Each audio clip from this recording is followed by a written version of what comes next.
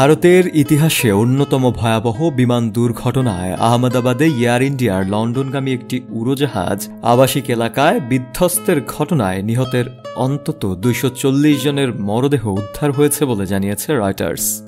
Boeing 7878 Dreamliner উড়োজাহাজটি বৃহস্পতিবার দুপুরে আহমেদাবাদের সর্দার বল্লভ ভাই প্যাটেল আন্তর্জাতিক বিমানবন্দর থেকে লন্ডনের গ্যাটউইক বিমানবন্দরের উদ্দেশ্যে ওড়াল দেওয়ার পরপরই দুর্ঘটনায় পড়ে।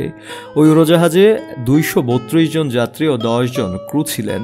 তাদের মধ্যে কেবল একজনের বেঁচে যাওয়ার তথ্য মিলেছে। বিমানটি ব্রিটিশ রাজধানী লন্ডনের দক্ষিণে গ্যাটউইক বিমানবন্দরের উদ্দেশ্যে যাচ্ছিল।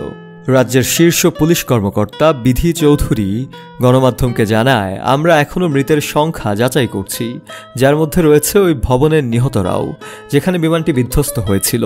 তিনি আরও জানান, মৃত্যুর সংখ্যা 240-এর বেশি, যা আগের পরিসংখ্যান 294 জন থেকে সংশোধন করা হয়েছে, কারণ পূর্বের হিসেব কিছু দেহাংশ দ্বিগুণ গণনা করা হয়েছিল।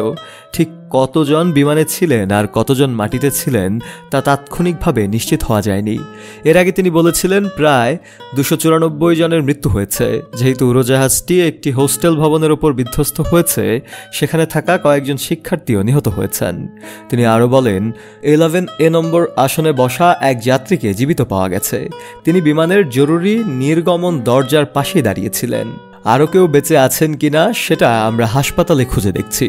গুজরাট রাজ্যের আহমেদাবাদ শহরের পুলিশ প্রধান GS মালিক গণমাধ্যমকে জানান, ঘটনাস্থল থেকে এখন পর্যন্ত 204টি মৃতদেহ উদ্ধার করা হয়েছে। কেউ বেঁচে যাওয়ার কোনো খবর পাওয়া যায়নি।